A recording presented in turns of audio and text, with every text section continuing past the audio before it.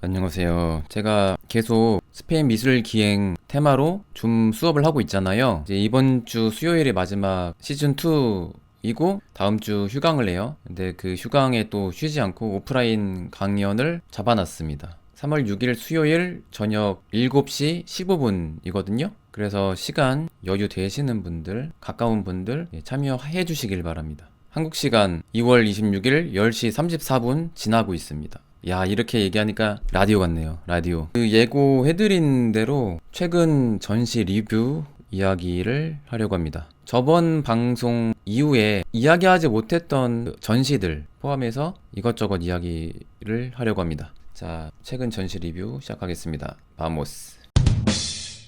여러분, 항상 잘 명심하시길 바랍니다. 기대보다 저품격일 수 있어요. 상황에 따라서 제 개인적인 뇌피셜이 반영될 수 있습니다. 여러분의 지식 수준보다 떨어질 수 있으니까 매우 가볍게 봐주시길 바랍니다. 자, 제가 그 역삼동에 맨션9 그 오프닝 초대를 받고 전시를 갔는데 되게 알찬 전시였습니다. 그 현재 유충목, 이선미 작가 두 분 전시를 하고 있거든요. 3월 12일까지입니다. 이게 메인 포스터고 여기 써있죠? 역삼동. 그래서 작품 보시고 관심 있는 분들 오래 안 걸리니까 다녀오셔도 좋을 것 같습니다. 이 근처에도 갤러리 몇 개 있는 걸로 알고 있습니다. 맨션9 대표님이 약간의 브리핑을 해주신 장면. 투영된 시간이란 테마로 전시 중입니다. 이 회화 작품이 유충목 작가, 이 유리공예 작품이 이선미 작가입니다. 그리고 그 이선미 작가님이 간단하게 좀 이야기 좀 해주고 계시고, 소리 겹치면 좀 방송에 지장이 있으니까 되게 작가 마인드가 멋진 분이세요. 되게 성실하시고. 그래서 일단은 유충목 작가님이 이분인데 진짜 동안입니다. 깜짝 놀랐어요. 나이는 언급하지 않고 되게 매너 좋으시고 되게 신사분입니다. 네, 제가 다른 거 집중하느라고 얘기는 못했는데 아무튼 그 유리 전문가세요. 왜냐하면 뉴욕 칼손 글래스 이 회사에서 수석 디자이너였대요. 공예 관련된 전공자이시고 또 영국에서 유학한 걸로 기억합니다. 유리 관련돼서 그 공예 관련된 분들의 전시인 거죠. 투영이란 테마고요. 투영된 시간. 그래서 일단은 요 물방울 있잖아요. 그림이 아니라 실제 유리입니다. 그 물방울 구슬을 직접 붙여놓은 거예요. 그러면서 기본 베이스가 한국적인 걸 되게 추구하시는 것 같더라고요. 그래서 그 우리 민족의 정체성 이런 걸 좀 연구하시고 그냥 일반 캔버스가 아니라 황목천을 베이스로 주로 작업을 하십니다. 근데 이 작품은 이제 먹을 뿌린 그런 느낌이지만 다른 작품들 보면 이런 식으로 구성적인 요소가 많아요. 이게 약간 이제 몬드리안 같은 느낌이라면 그렇게 보일 수도 있고 아니면 한국 전통 조각보의 모티브일 수도 있는 거죠. 그런 거는 자세히 묻진 않아서 받아들이기 나름인 것 같습니다. 입체적인 작업과 회화를 결합한 방식이죠. 유리를 붙여놨으니까 일종의 컴바인 페인팅까지는 아니지만 라우센버그가 개발한 그런 것까지는 아니지만 약간의 아상블라주적인 요소도 있는 거죠. 그리고 스며듦이 이제 중요한 철학이라고 볼 수가 있죠. 그 색깔로 따졌을 때는 전통색, 우리의 색 이런 걸 좀 연구하시는 것 같더라고요. 단청이라든지 오방색 이런 거 색감에 대해서도 고민을 많이 하시는 것 같더라고요. 그 컨템포러리 아트는 제가 이건 이렇습니다 하는 게 큰 의미가 없어요. 왜냐면 현대미술은 개취잖아요. 그냥 개인 취향이고 이게 시장의 평가를 받는 거는 여러 요인에 의해서 영향을 받으니까 어떤 생각이 있는지 저도 그런 피드백을 받으면 오히려 그런 게 더 재밌거든요. 다른 분들은 어떻게 생각할까? 그래서 솔직한 이야기 말씀해 주시면 좋을 것 같습니다. 그래서 아까 그 작품이고 이건 홈페이지 이미지입니다. 이게 황금색 포인트 컬러를 좀 즐겨 쓰시는 것 같더라고요. 그러니까 전체적으로는 점선면, 이제 점적인 요소는 유리죠, 유리. 그리고 영상 작업 과정이 보여요. 이제 전시장 가시면. 그래서 유리 붙이는 것도 보여주거든요. 홈페이지에도 있었던 걸로 기억합니다. 유리에 한번 딱 붙이잖아요. 웬만하면 안 떨어진대요. 그래서 이거 말씀하시는 거 듣고 지하철에 그 강력본드 파시는 그 아저씨들이 생각났습니다. 돌 막 일부러 붙여놔가지고 절대 안 떨어진다고. 그런 기술을 가지고 계십니다. 지인들 초대하면 이거를 뗄 수 있는 사람 내기를 한대요. 떼는 사람 뭐 이렇게 뭐 선물로 작은 그림 선물로 주고 그런 식으로. 근데 웬만해서는 성공을 못 한다고 합니다. 그런 뒷이야기. 이것도 먹으로 이렇게 뿌린 그런 느낌이죠. 그 먹 뿌린 자리 위에 이 물방울 구슬이 붙어 있습니다. 이것도 비슷한 시리즈고요. 근데 제가 핸드폰으로 찍은 거라서 실제보다 조금 더 밝게 나왔습니다. 저도 카메라 바꿀 때 됐는데요. 그 핸드폰 아까 비슷한 시리즈고요. 그러니까 크게 먹으로 뿌려서 스며드는 번지는 듯한 이런 즉흥적인 작업, 크게 이런 부류가 있고, 그 다음에 면분화라는 그런 조각보 혹은 몬드리안 스타일의 미니멀리즘적인 그런 느낌의 작품이 있는 것 같아요. 크게 두 가지 부류로 이런 느낌. 근데 이 작품이 이제 전시 조명으로는 비치는 이 빛 있잖아요. 굴절되는 이 빛이 그렇게 이쁘게 나오진 않는데요. 자연광으로 봤을 때 실제 되게 이쁘다고 합니다. 근데 진짜 이거 떨어지면 AS 해줄까요? 작가님 성격상 해주실 것 같아요. 되게 신사 같은 성격이시거든요. 아무튼 그런 구슬이고, 확대했을 때 제 가까이서 찍은 뷰입니다. 방송이니까 이렇게 막 얘기를 하는 거지. 저 전시장 어디 현대미술관 가면 아무 생각 없이 봐요, 저도. 이런 생각을 하실 수 있어요. 김창렬 작가 물방울이 워낙 유명하잖아요. 그래서 그걸 연상할 수밖에 없는 게 사실입니다. 작가님도 그거를 알고 계시고, 그 김창렬 작가를 되게 오래 연구를 하셨대요. 또 실제로 물방울 하면 워낙 유명한 작가라서 그 연상을 할 수밖에 없는 게 있는 것 같아요. 그래서 앞으로 어떻게 거기서 벗어날 건가, 다르게 보일 건가. 물론 작가님이 추구하는 철학이라든지 이런 디테일은 다르지만 그 형식적인 차원에서는 사람들은 아무래도 그거를 비교하면서 볼 수밖에 없지 않을까 싶어요. 그래서 앞으로 어떻게 다르게 발전할 건가가 중요한 포인트가 아닐까 생각합니다. 다들 그런 생각 하셨군요. 김창렬 작가가 연상된다고 하시고, 근데 장인 정신으로 따지면 이 유리구슬이 훨씬 더 비주얼도 그렇고 좋죠. 김창렬 작가가 워낙 오랫동안 그려왔고 그게 좀 차이점이고 그렇지 않을까. 그리고 뭐 추가한 것도 다르고 그렇습니다. 파이팅입니다, 작가님. 유리라서 빛을 받으니 비치는 게 또 다른 느낌입니다 하시네요. 근데 그게 차이죠. 진짜 비치는 물방울 조형과 평면 회화와는 또 다르죠. 유리라서 그 비주얼적인 효과가 좀 인상적이에요. 그걸 좀 알고 보시면 좋을 것 같고, 그런 거에서는 차이가 확실히 있습니다. 그래서 뭔가 앞으로 새로운 것을 기대합니다. 처음 보았을 때는 저도 그런 했는데 이 작품을 보니 유리에서 나오는 빛이 만들어내는 패턴이 다르게 느껴지면서 다시 보게 된다고 하시네요. 보는 방향에 따라서 물방울이 다르게 보이겠죠. 그런 걸 의도하셨을 수도 있죠. 특히 아침에 자연광, 햇빛 딱 비쳤을 때의 느낌이 되게 아름답다고 합니다. 아무튼 그 다음에 이선미 작가님, 제가 우연히 옆에 계셔서 대화를 좀 많이 했습니다. 유충목 작가님하고도 얘기했으면 좋았을 텐데 제가 바로 또 다른 전시 초대받고 바로 가야 됐거든요. 그래서 얘기를 많이 못 나눴는데, 그 이선미 작가님은 작업 되게 열심히 하십니다. 제가 그 전주에 다른 전시가 있어서 잠깐 대표님이랑 약속이 있어가지고 다른 작품들 있는 데서 이 작품을 봤거든요. 다른 작품 그 중에 하나? 근데 그냥 멀리서 봤을 때 어떤 공예하시는 작가님이 되게 럭셔리하게 뭘 도자기를 만드셨구나, 뭘 크리스탈인가? 비싼 재료 쓰셨구나, 비치는 것도 럭셔리해 보이잖아요. 그래서 근데 가까이서 보니까 이게 이거 안경알인 거예요. 그래서 이 작품을 실제 보기 전, 두 분의 듀엣 전시하기 전주에 처음 보고 되게 아이디어 좋다, 개념도 좋고 그런 생각을 했죠. 그래서 실제 안경알로 작업을 하시고, 새 안경알이 아니라 사람들의 실제 쓴 안경알, 버려진 안경알을 그대로 작업합니다. 그러면 사람의 안경알, 버려진 안경알이 재활용이 안 되잖아요. 그 수많은 눈들을 가지고 작업을 하는 겁니다.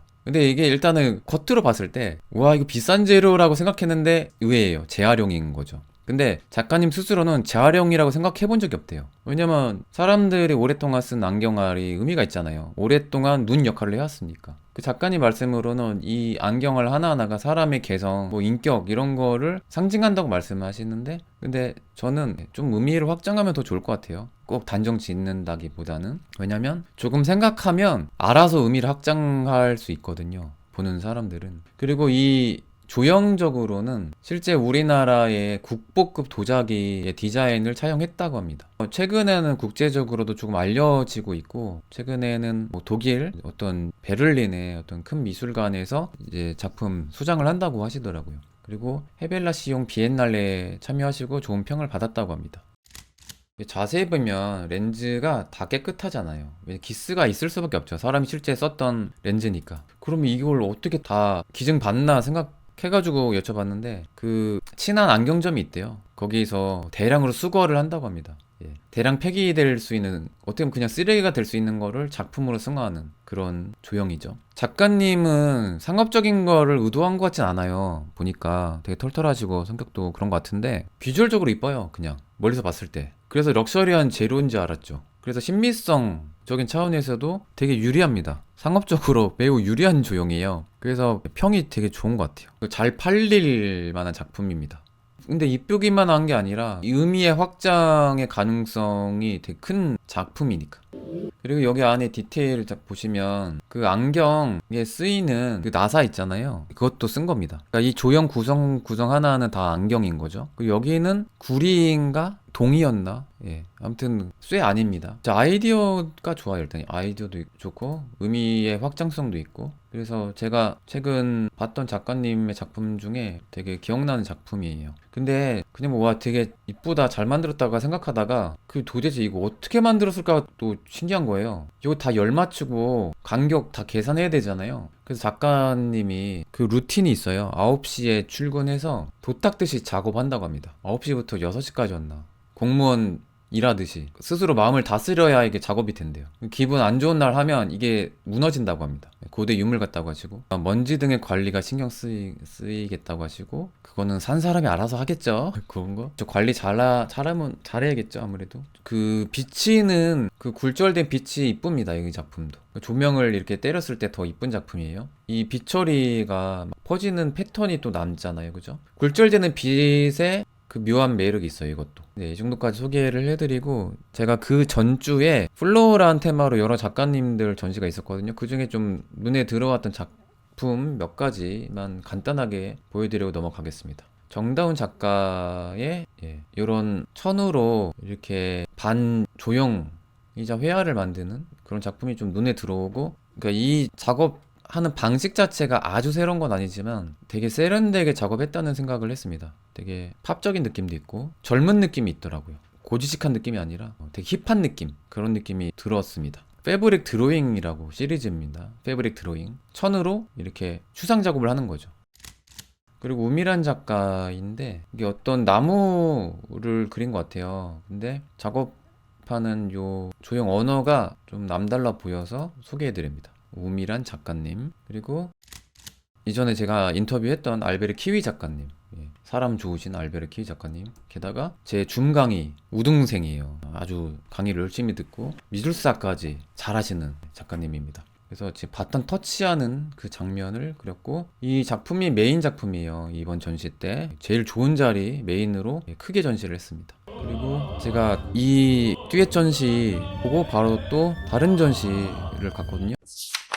롯데 뮤지엄에 전시 중인 윤엽 작가 전시 오프닝을 갔습니다. 정식 초대가 아니라 이건 제가 지인 찬스 꼽사리 초대로 갔습니다. 그래서 뉴욕 브루클린에서 주로 활동을 하시고 전체적인 컨셉이 도시입니다. 그래서 이번 전시 테마도 시티가 있는 거예요. 그 일상적인 거 약간 픽셀 느낌으로 점과 선적인 요소로 되게 심플하게 작업하시는 그런 작가분이죠. 근데 약간 작업이 되게 디자인적이거든요. 아니나 다를까 산업 디자인 전공을 했다고 합니다. 그 유학했을 때의 그 서브컬처, 길거리 문화에 많은 모티브를 얻었다고 합니다. 특히 이 작가님 힙합을 좋아하시나 봐요. 스케이트보드, 약간의 그래피티 같은 그런 요소에 영향을 좀 받은 것 같아요. 최근에 되게 유명하신 것 같더라고요. 그래서 여러 브랜드, 나이키 포함해서 여러 브랜드와 협업을 하는 작가분입니다. 그래서 윤혁 작가가 이날 오셨어요. 전시 중간에 계셨는데 누군지 모르다가 나중에 제가 아는 레오파리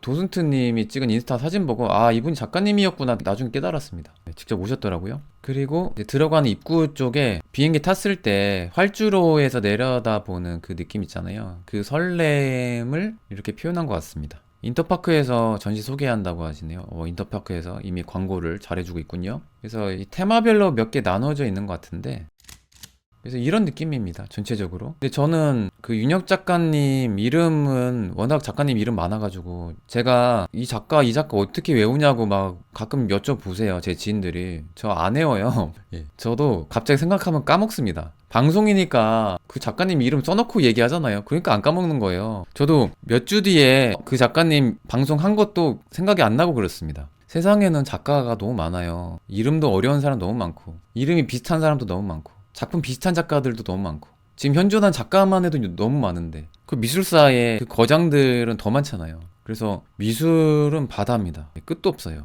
공부해도 끝도 없고, 안다고 잘난 체를 하는 방송이지만 아무리 미술 전문가라도 그 중에 잘 아는 거는 좀 정해져 있어요. 다 알지 못합니다. 미술사 전공한 교수라고 해서 요즘 활동하는 컨템포러리 아트 미술씬에 주목받는 작가 다 아냐? 몰라요. 예, 그런 게 있어요. 그래서 제가 겸손해야 되는 거죠. 적당히 겸손을 하는 방송. 그래서 적당히 근본 없는 컨셉으로 가는 겁니다, 제가. 다른 게 아니라. 다 안다고 해봤자 아는 게 아니에요. 그 일부만 아는 거죠. 그래서 점선적인 요소로 약간 네온사인을 약간 멍하니 바라봤을 때, 렌즈 초점 흐렸을 때 그런 느낌이거나, 아니면 비 내릴 때에 빗물방울에 비친 그런 느낌 있잖아요. 약간 그런 거를 모티브로, 그런 거에 영감을 받아서 그리지 않았나 싶기도 하고. 그치, 안경 빼고 보는 느낌이죠. 이 네온사인이나 야경 불빛이 잘 보이는 때가 밤이니까, 그래서 밤 주제가 더 많은 것 같아요. 안경 빼고 보는 느낌, 시력이 좀 많이 안 좋았을 때 이런 느낌이겠죠. 그래서 제가 왜 이름 헷갈린다 이런 얘기 왜 했냐면, 제가 쓸데없는 얘기하면 제가 뭘 얘기하려는지가 저도 스스로 까먹거든요. 그래서 쓸데없는 얘기는 빨리 끝내야 돼요. 제가 작년 아트페어에서 본 것 같아요, 이 작가님을. 그래서 보자마자 이 작가님 바로 기억이 나는 거죠. 그래서 어떤 작가의 작품이든지 간에 봤을 때 바로 기억이 남는 게 제일 중요한 것 같아요. 그러니까 미술 시장도 냉정하잖아요. 기억 남을 것인가, 잊혀질 것인가, 그게 솔직히 몇 초, 몇 분 만에 차이가 나는 걸 수도 있거든요, 냉정하게도. 근데 어쨌든 기억난다는 게 되게 중요한 거죠. 취향을 떠나서 어떤 탑이 있는 것 같아요. 대부분이 뉴욕인데 다른 도시도 있습니다. 근데 제목은 제가 시간 관계상 찍어오진 않았어요. 왜냐면 와인을 마셔야 했거든요. 예, 와인 마시는 재미로 오프닝 파티 갑니다. 이게 솔직하면 안 되는데. 뻥입니다. 설마 그러겠어요. 이 작가님이 자전거를 되게 즐겨서 타면서 야경을 좀 보셨나 봐요. 그리고 자전거 타는 장면, 여기 시골길인 것 같아요. 여기는 움직이는 잔상들 이런 거 표현한 것 같고, 어디 놀이공원 같아요. 여기는, 그죠? 회전목마 같은 그런 느낌. 그래서 아이디어 되게 심플합니다. 이걸로 계속 뚝심 있게 밀고 가는 작가님이세요. 여러분이 뚝심, 아이디어 이거다 싶을 때 뚝심 있게 밀고 나가는 거 되게 좋은 방법입니다. 그리고 그거 되게 중요한 거예요. 왜냐면 기억하기도 전에 아니다 싶으면 바꾸는 경우도 많거든요. 작가님들이 성향이 좀 달라서, 아니야, 이렇게 오래 이렇게 막 하면 안 돼, 그렇게 다르지 않은 것 같아, 뭐 하다가 바로 바꾸고 그런 경우도 많아요. 근데 어느 정도 기억 남을 때까지 꾸준히 하는 게 저는 중요하다고 생각합니다. 이 시간 너무 오랜만이고 아주 좋네요 하시네요. 못 자겠다고 하시고. 네. 하지만 미리 인사드립니다. 안녕히 주무세요. 예쁘다고 하시네요. 집에 걸기 좋은 걸 저는 자꾸 보거든요. 그리고 근데 그게 있어요. 작업하는 이 방식이, 이게 약간 디자인적인 건 사실입니다. 그게 나쁘다 좋다 이런 건 아니라, 저도 이 바닥이 있었잖아요. 그래서 많은 분들이 이 작품 보고 최근에 디지털 아트도 있고 NFT도 있으니까 이게 컴퓨터로 작업한 줄 알았는데 수작인 거 보고 놀라는 분도 계시대요. 근데 그게 좋은 건지 나쁜 건지는 뭐 판단하기 나름인 것 같아요. 다 이런 식입니다. 그러니까 단순화하는 작업이 되게 중요한 것 같아요. 자수 같다고 하시고, 둥근 틀에 넣는 자수, 초점 흐린 느낌 또 나왔습니다. 그죠? 그때는 생각 못 했는데 이 모노톤 블랙만 해도 톤 차이를 여러 가지를 주네요. 그거는 그때 못 봤습니다, 잘. 그래서 이렇게 그라데이션 색 단계별로 주는 작품도 있고, 되게 심플하게 단계를 줄인 작품도 있는 것 같더라고요. 그리고 밝을 때의 작품은 약간 인상파가 연상이 되죠. 인상파 중에 신인상, 쉐라, 신약 같은 그런 게 좀 연상이 됩니다. 그래서 디지털 인상주의, 디지털 그런 느낌? 약간 픽셀 같은 느낌도 있죠. 눈물에 빗물에 어른 그런 느낌이라고 하시고, 오늘 강의한 전시 꼭 보고 싶다고 하시고 직접 가시면 됩니다. 네, 다 지금 현재 전시 중인 작품들이에요. 그리고 야경, 여기 뉴욕 거긴가요? 제가 걸었던 데 같은데 타일 같다고 하시네요. 타일 같기도 하네요, 생각해보니까. 그런 크리에이티브한 표현 좋습니다, 여러분. 예술가만 크리에이티브가 필요한 게 아니라 감상이 크리에이티브가 필요해요. 감상이 더욱더 크리에이티브한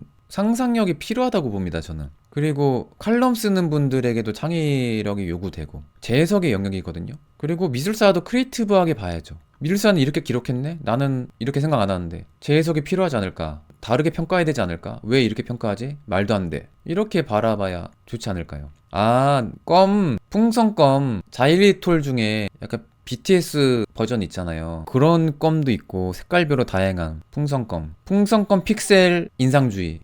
껌이 웬만하면 네모로 나오잖아요, 요즘에. 진짜 껌 같네요. 껌 픽셀. 뭐라고 표현하면 더 좋을까요? 여러분, 창의적으로. 네모 껌 아트.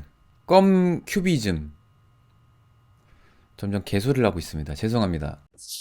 자, 여기는 파리죠, 파리. 파리 여행 갈 때 됐는데요. 몇 년 안에 파리 가서 이강인 선수 있을 때 꼭 직관해야겠네요. 큐비즘은 껌이다. 좋은 표현입니다. 큐비즘은 껌이다. 껌 큐비즘 나왔습니다. 이거 진짜 잔상이 흐려지는 그런 느낌이죠. 예. 이렇게 보면 진짜 인상주의 같고 물결 잔상도 이렇게 표현한 것 같아요. 네, 실제 이런 모습이었고 그 서울도 그리셨거든요. 여기 서울인가? 기억이 안 납니다. 제목이 따로 있어요. 파리인가? 생강 같기도 하고 이게 에펠탑이고 신이 인상주의에 가까운 것 같아요. 왜냐면 인상판 즉흥적으로 그리잖아요. 더 즉흥적으로. 이거는 약간 계산을 해야 되니까.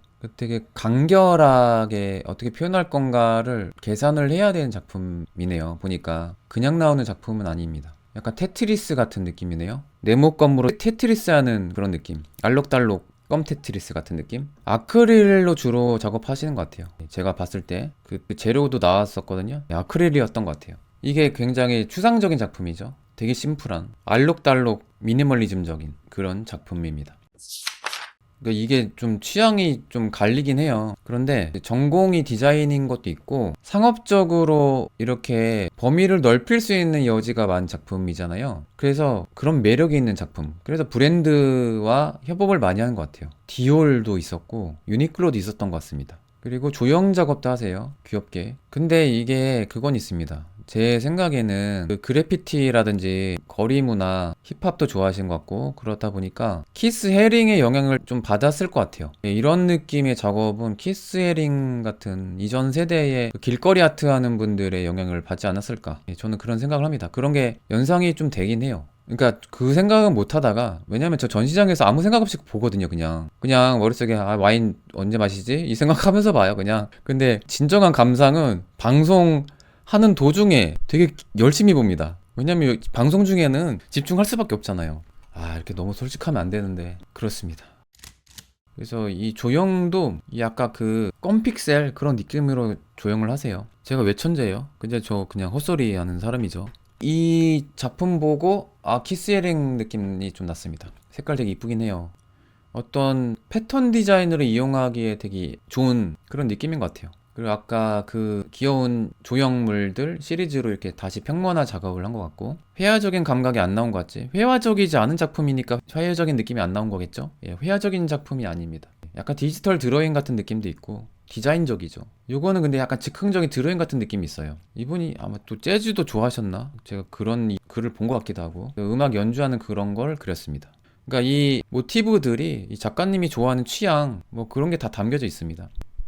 이건 하프 연주인지 모르겠어요. 근데 오히려 이렇게 심플한 드로잉 할 때 그 감각이 좀 보이는 것 같아요. 그 단순하는 것도 감각의 영역이거든요. 그게 보입니다. 저 개인적으로 이렇게 심플하게 드로잉한 거 좋아하긴 해요. 근데 이게 되게 속도감 있는 그런 잔상을 표현한 것 같고 이것도 되게 좀 자유분방하게 표현하셨죠. 최근 작품인 것 같기도 하고 약간 새로운 시도인 것 같아요. 그래서 드로잉하는 스타일이거든요. 드로잉을 잘하세요. 기본적으로 이 컨투어 드로잉을 좀 즐겨 합니다. 보니까 한 번에 라인 딱 나오고 드로잉 보면요 이분 예, 제가 뭐 판단할 거 아니죠. 고수예요. 예, 드로잉 보면 감각이 있는 분입니다. 드로잉 되게 잘하세요. 이런 패턴 디자인, 요 습작 이런 것도 있고 그리고 그 비슷한 패턴들이 있고요. 이거 실제 스케이트보드 상품화해서 파는지 모르겠어요. 아니면 스케이트보드에 이렇게 작업을 한 건지 모르겠고 그리고 여기 이런 조형 작품이 있고요. 모빌도 있습니다. 기본적으로 이 작가님이 귀여운 걸 좀 좋아하는 것 같아요. 조형으로 특히. 약간 스케이트보드 작품 나이키 상품화 했을 때의 그 셔츠인지 그 결과물인 것 같아요. 디자인 상품 장디 뷔페 그 라인 같은 느낌이 있다고 하시고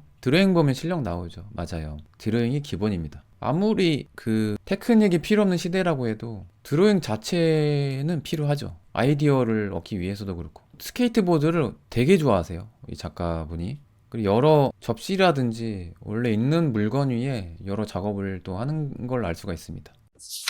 실제 이번에 나온 나이키 상품인 것 같아요. 이거는 이게 굿즈 상품. 굿즈샵에 파는지는 모르겠습니다. 오프닝 때 닫아놔서 볼 기회가 없었습니다. 굿즈로 팔았을 때도 상업적으로도 굉장히 유리한 스타일이죠. 근데 이 윤엽 작가분 같은 스타일 보면 그런 게 있죠. 아니, 디자이너 전공자면 작가하면 안 되는 거 아니야 라는 편견이 너무 많잖아요, 이 바닥에서. 그냥 할 수 있는 거죠. 제가 항상 강조하지만 디자인이랑 순수미술이랑 경계가 없어요. 원래 없는데 어느 순간부터 이렇게 대학교에서 전공을 나누면서 디자인은 완전히 상업미술, 회화과는 완전히 순수미술, 그렇게 이분화했거든요. 근데 원래 하나였어요. 굳이 따지면 그 근본 뿌리가 세잔에서 출발했다면, 세잔이 약간 각진 터치를 하다가 피카소가 필 받고 네모 터치를 보고 큐비즘을 만들었죠. 그리고 조형을 단순화합니다. 단순화가 디자인의 기본 아니에요? 그런 걸 보더니 말레비치 같은 이 후대의 작가 후배가 엄청 심플하게 완전 미니멀리즘의 그 근본을 아예 만들어 놨죠. 그 뒤에 디자인적인 작품이 우르르 쏟아지면서 바자렐리 같은 오바트 같은 미니멀리즘의 성향도 있죠. 그런 작가들이 또 나오다가 이제나 이게 하나의 분야가 생긴 거죠. 예, 그렇습니다. 그래서 순수미술 하시는 분도 디자인 하셔도 되고, 디자인 전공하신 분도 순수미술 하셔도 돼요. 저는 옛날에 디자인 전공할 때 나중에 순수미술 작업하면 혼나는 줄 알았어요. 왕따 당하는 줄 알았어요. 약간 텃세는 있긴 하더라고요, 지금도. 근데 전혀 그럴 필요가 없는 시대입니다. 그걸 따진다, 꼰대죠. 꼰대 마인드죠. 이렇게 약간 바다, 물이 연상되는 그런 시리즈 작품이 최근 작품인 것 같아요. 해변가. 이건 또 여름 시리즈로 이렇게 딱 발표하면 되게 사람들 좋아하겠네요. 그러니까 디자인 마인드가 있으면 뭐가 좋냐면, 디자인이 상업성이 되게 중요하잖아요, 기본적으로. 사람들이 뭘 원하는지에 대한 감이 더 좋아요, 디자이너들이. 그러면 순수미술 하면 더 유리하겠죠. 뭐가 잘 팔린지 아니까. 순수미술 하는 작가님들 상업성 필요합니다, 솔직히. 나는 예술을 위해서 죽겠다. 아니, 먹고 살아야 될 거 아니에요. 죽고 난 뒤에 고흐처럼 좋은 평가 받으면 뭐 그것도 의미가 있겠지만, 살아있을 때 잘 사는 것도 중요하지 않을까요? 그러면 좋은 평가 받는 거에도 민감해야 되지 않을까? 시장의 평가. 이거는 그 해변을 탑뷰에서 봤을 때의 느낌인 것 같아요. 되게 이쁘죠? 그래서 되게 간결하게 표현한 작가입니다. 이거는 이제 약간 패턴 미술 같기도 하고, 약간 숲을 추상적으로 표현한 것 같기도 하고요. 그래서 작가님이 옛날 스타일도 계속 유지하는 것 같긴 하지만, 약간 이제 여기 안에서의 또 변화를 또 추구를 하는 것 같더라고요. 네, 이 정도까지 하고, 그래서 최근 미술씬에서 상업적인 성공을 거두시고 꽤 인정받는 작가분이고, 글로벌하게. 그리고 이런 작가님은 여러 브랜드와 협업에도 유리한 작가님 스타일이죠. 아트페어에도 주목받는 작가님인 것 같고, 근데 약간 성향이 정반대라고 해도 좋을지 모르겠지만, 저는 약간 아트페어형 작가, 비엔날레형 작가 이렇게 나누면 안 되지만, 저는 약간 그런 게 좀 구별이 되거든요. 구별하면 안 되긴 하지만, 비엔날레형 작가분을 소개합니다. 예, 이것만 이야기하고 마칠게요. 인도네시아계 브라질리언 작가님입니다. 그래서 남자분이신데요, 여장을 하세요. 이게 뭐 나쁘단 게 아니라, 그래서 비주얼 되게 독특한 분입니다. 딱 봐도 예술가 스타일이에요. 영어도 잘하셔서 인터뷰 영어로 하십니다. 그래서 뉴욕 뉴 뮤지엄에서 전시하고, 카네기 인터내셔널 미술관에서 전시하시고, 떠오르는 라이징 스타라고 합니다. 그리고 비엔날레 싱가포르 상파울루에서 이렇게 전시하셨고, 그 우리나라 아트 선제센터에서 이렇게 초대받으시고, 저 맨날 선제 아트 센터인지 아트 선제 센터인지 너무 헷갈립니다. 왜 그럴까요? 저만 그런가요? 맨날 선제 아트 센터 막 검색하다가. 그렇습니다. 어쨌든 죽음과 관련된 모티브로 설치 작업을 하는 작가라고 간단하게 요약을 해드립니다. 그래서 탄생, 확산, 소멸, 요거를 고민하시는 작가님. 그래서 작품 하실 때 뭐 부패, 썩는 거, 근데 냄새 나면 안 되니까 발효 막 이런 느낌. 그래서 실제 살아있는 흙에다가 꽃 심고 버섯 심고, 그냥 곰팡이가 아니라 오탑니다, 곰팡이. 이번에 전시하실 때 옹기에다가 막걸리 그 누루 이렇게 넣으셨어요. 실제 막걸리까지 안 갔지만. 그래서 이번 전시 때 이렇게 오래된 냄새는 안 났고 흙 냄새가 많이 났습니다. 그래서 막 불쾌한 냄새는 아니고 그런 냄새가 나더라고요. 개인적으로 매주 이렇게 올려놓고 전시하셨으면 대박이었을 텐데 라는 생각이 들더라고요. 매주의 그 쇼킹한 그 냄새 충격, 그 생각이 나네요. 그 상실의 36달이란 게 그겁니다. 아버지 돌아가시고 3주년 기념회래요, 이번이. 그래서 이번에 전시 초대받으시고 한국 장례문화, 특히 3년상 이거를 모티브로 작업하셨다고 보시면 됩니다. 이 작가님이세요. 기자 간담회였거든요. 기자 간담회에 제가 기자가 아니지만 어쨌든 초대받고, 감사하게도 맛있는 스타벅스 커피까지 주셔가지고 너무 감사하게 빵이랑 먹으면서 시끄럽지 않을까 눈치 보면서 봤습니다. 그리고 위에 1층에 스케일 크게 전시 중이거든요. 그래서 아까 말씀드린 옹기가 여기 있고 누룩 여기 안에 있대요. 열어보진 못하지만. 그리고 지푸라기 깔아놓고 이렇게 곳곳에 여기 버섯 난 데도 있습니다.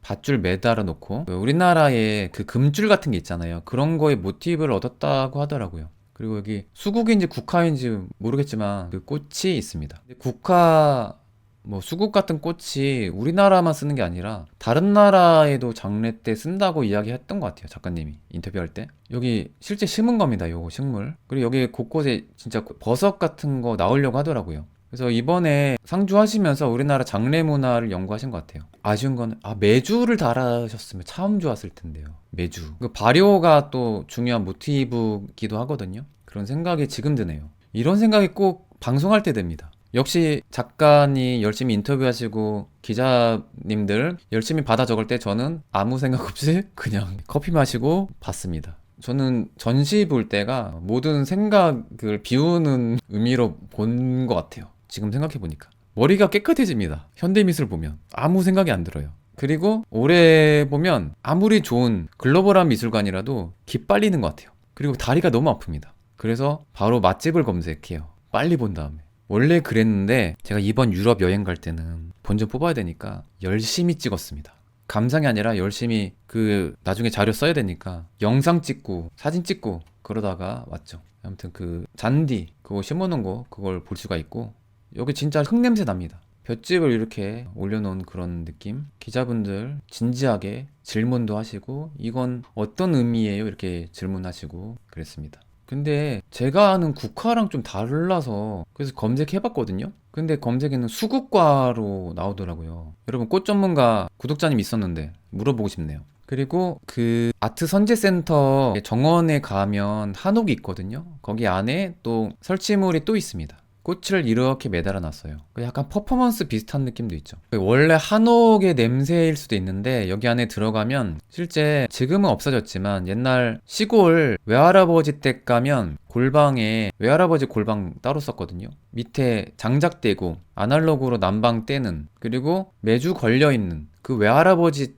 댁 냄새도 약간 비슷한 느낌 나고 악취는 아니에요. 매주 냄새는 안 나지만 약간 한옥의 특유의 냄새가 나서 좀 좋았습니다. 근데 저는 꿉꿉한 냄새가 났으면 와 대박이었는데 라는 생각이 드네요. 과연 진짜 우리나라의 장례 문화를 깊이 있게 연구했을까 라는 의문은 들었습니다. 깊게 연구했으면 매주 매달아 놨을 것 같아요. 제 생각일 뿐이지만 매주보다 더 어울리는 아이템이 있을까요? 왜냐면 부패, 발효 이런 거를 고민하는 작가님이니까. 그리고 이제 장례식을 모티브로 했다는 거는 영적인 거에 관련해서 많은 의미를 부여하고 또 고민을 많이 하는 것 같더라고요. 그리고 마지막에 광고 하나 하고 마치겠습니다. 스페인 미술기행 무려 저도 몰랐는데 같이 협업하는 도스트님이 이렇게 카피를 이렇게 써주셔가지고 그걸 조금 바꿨습니다. 무려 500만 뷰 유튜버 허세미술관의 관장 이한이 직접 강연을 합니다. 흔치가 않습니다. 왜냐면 제가 요즘에 실속 없이 바빠서 책을 써야 되거든요. 그래서 유튜브를 많이 못 올리고 오프라인 강연도 요즘 거의 안 하잖아요. 못 하는 건지 안 하는 건지 어쨌든 드물게 잡았습니다. 그리고 강연료가 원래 3만 원이었는데 2만 원으로 내렸어요. 왜냐면 이번에 진짜로 수익을 내려는 그 강연은 아니거든요. 많은 분들이 보셨으면 좋겠다. 그리고 11월 달에 예술기행 투어를 실제 가잖아요. 그래서 그 홍보 목적도 있어서 이 강의 자체는 수익이 거의 안 나는 왜냐면 공간 빌리는 그 비용도 있으니까 그런 강연이니까 시간 되시고 가까운 분들 오시길 바랍니다. 자, 아무튼 여기까지 하고 마치겠습니다. 끝까지 방송을 잘 봐주셔서 감사합니다. 저는 호시미술관의 관장 이한이었습니다. 아스타 루에고 부에나스 노체스. 여러분 굿밤 되세요. 미술 전공한 분만 미술 좋아하면 되는 건 아니죠. 저는 조리학 전공했거든요. 근데 허세미술관 요리할 때 연관이 있고 너무 좋아서 또 왔어요 하시네요. 저 와도 되죠. 오늘은 지각이지만. 당연히 상관없죠. 그리고 저도 요리를 즐겨 하진 않지만 요리도 매우 창의력이 요구됩니다. 매우 크리에이티브해야 되지 않을까. 일단은 신미성 중요하죠. 이쁘게 요리한 거 되게 중요하죠. 재료 중요하죠. 그리고 창의력이 있어야 되죠. 이렇게 냈을 때 어떤 맛이 나올까? 여기 스페인 요리가 한국적으로 한식과 만났을 때 어떻게 바뀔 것인가? 제가 창의적으로 응용한 사례를 말씀드릴까요? 제가 이거 특허내야 되는데. 제가 방송 때 하려다가 스페인 살았을 때 참았는데, 스페인 유학하신 분들, 혹은 이탈리아, 프랑스, 지중해권에서 유학하신 분들, 혹은 교포들, 제가 되게 맛있게 현지식으로 비빔밥 만든 거 가르쳐 드릴게요. 하몽을 이렇게 네모나게 썰어 만든 그런 게 마트에 있거든요. 스페인은 무조건 있고 이탈리아도 그렇고 프랑스도 비슷한 거 있을 것 같아요. 근데 비싼 하몽이 좋긴 하지만 이베리코 배웠다 흑돼지 도토리 먹인 그 돼지 하몽도 좋지만 그냥 흰돼지 하몽이 처음 맛봤을 때 비리잖아요. 근데 그거를 반감시키는 게 고추장이에요. 그래서 그냥 안주로 먹고 싶다. 그럼 고추장에 말면 됩니다. 그걸 하몽을. 그리고 빵 위에 올려놓고 드셔도 돼요. 그러면 와인이랑 환상이죠. 혹은 맥주랑. 근데 나는 밥이랑 먹고 싶다. 그러면 하몽 채 썰어 놓은 거 있잖아요. 그거를 밥이랑 비벼요. 그리고 야채 샐러드 그게 찢지 않아도 되잖아요. 아예 세척한 샐러드 뭉치 팔잖아요. 그거 엄청 싸게 팔잖아, 유럽이. 우리나라만 비싸지, 야채 과일이. 그거랑 섞으면 5분 만에 하몽 비빔밥 완성입니다. 거기에 참기름 있으면 참기름 올리시고, 없으면 아쉬운 대로 올리브유 올려서 드시면 됩니다. 그러면 아주 건강식, 영양 만점의 하몽 비빔밥이 탄생이 되는 거죠. 헛소리 합니다, 중간에. 자, 이제 요식 관련된 분들 아이디어 빼가지 마시고 저랑 협업하시죠. 대박납니다.